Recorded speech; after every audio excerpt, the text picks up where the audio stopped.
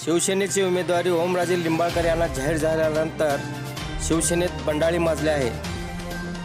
विद्यमान खासदार रवींद्र गायकवाडांचा पत्ता कट झाल्यानंतर त्यांचे समर्थक कार्यकर्ते संतप्त झाले आहेत। त्यांनी नाराजी व्यक्त करत रवींद्र गायकवाड यांना अपक्ष निवडणूक लढवण्याची विनंती करत आहेत। उमरगा येथील एका मंगल कार्यालयात शिवसैनिकाची सध्या बैठक सुरू असून या बैठकीस मात्र रवींद्र गायकवाड आणि विद्यमान आमदार ज्ञानराज चौगुले अनुपस्थित आहेत।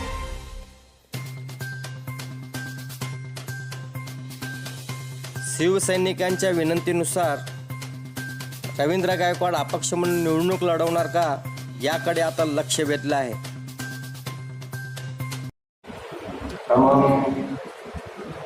प्राध्यापक रवींद्र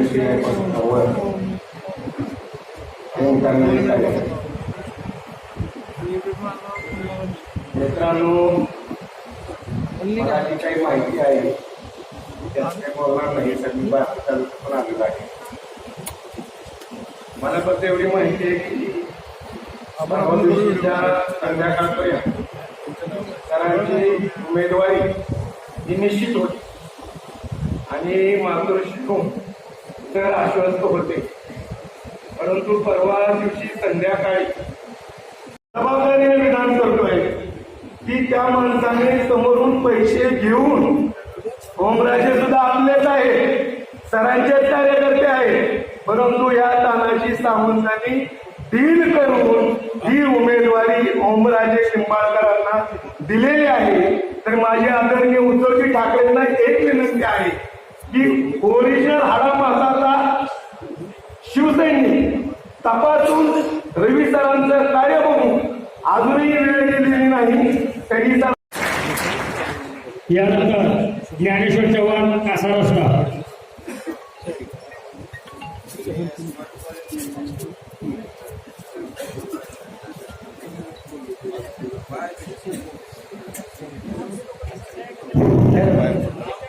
आदरणीय व्यासपीठ त्याच्याकडे विचाराचं व्यासपीठ आहे, बोलण्याची क्षमता आहे।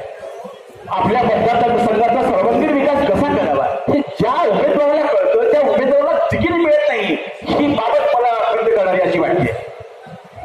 माझ्या शिवसैनिक बांधवांना विनंती आहे, येत्या अजून वेळ आहे, पक्षप्रमुख उद्धवजी ठाकरे यांना कळेल की उमेदवार परत एकदा रवी सरांना तिकीट त्यांना द्यावंच लागेल, नाही असं नाही राहिलं तर अपक्ष म्हणून आपल्याला रवी सरांना उभा करायचंय आणि त्यांना निवडून आणायचंय।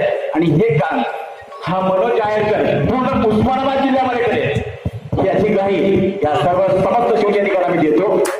आणि जो नायक उमेदवार आहे अशा उमेदवाराला पक्षप्रमुखांनी तिकीट द्यावं, कारण रवी सर एक नेतृत्व क्षमता, या उमेदवारामध्ये नेतृत्व क्षमता आहे। पूर्ण मराठवाड्यामध्ये सगळे माध्यम नेते ज्यांना जाणतात अशा उमेदवाराला जे तिकीट मिळत नाही ही दुर्दैवाची बाब आहे असं मला वाटतं।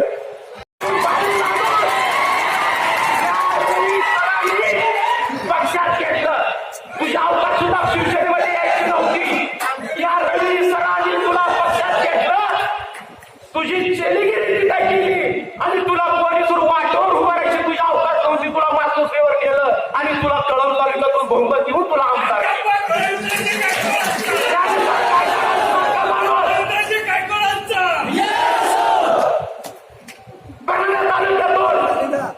पाटील साहेबांना सुद्धा आमच्या रवी सरांनी आमदार केलं, त्यांच्याही पाठीवरती आमचा हात होता।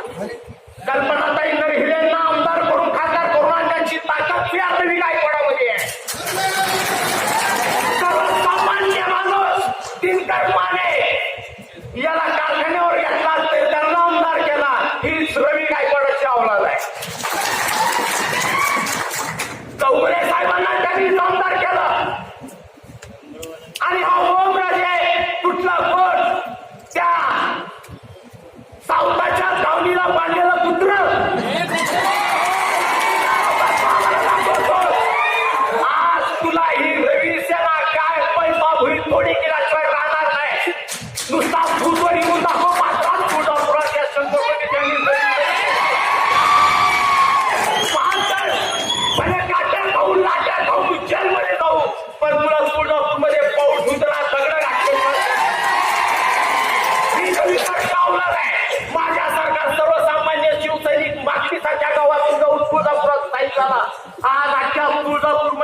माझं नाव गाजलंय, मला माझा तरारा जर कोणी निर्माण केला असेल तरी रवी गायकवाडांनी केला. आज हीच लोक आमच्या पाठीचे आहेत. आज संध्याकाळी मातोश्रीवर या सर्व माजी आमदारांचे आणि चालू आमदारांचे राजीनामे जाणार. काय करतो तू? एका जिल्ह्यात पक्ष ठिकाणावर आज सगळे ज्ञानेश्वर पाटील असतील, दयानंद गायकवाड असतील, दिनकर माने असतील किंवा कल्पनाताई असतील, ज्ञानराज चौगुले साहेब असतील, या सगळ्यांचे राजीनामे आज मातोश्रीवर पोहोचणार. जिल्ह्याच्या सगळ्याच पदाधिकाऱ्यांचे राजीनामे आजच्या आज मातोश्रीवरती थॅट झाले पाहिजे. बघू कसं तिकीट मिळत नाही. अरे हे सगळं म्हणून आणायची ताकदची आपल्यात आहे. कसं त्या आताच एका सैनिकांनी सांगितलं की आमची लढाईची अवलंब नाही, आमची लढायचीच आहे. आणि निर्भीड, निपक्ष, सडेतोड उस्मानाबाद लाईव्ह आता YouTube वरही. ताज्या व्हिडिओ बातम्या पाहण्यासाठी आमचे चॅनल सबस्क्राईब करा. YouTube वर सर्च करा उस्मानाबाद लाईव्ह. करा क्लिक, रहा अपडेट.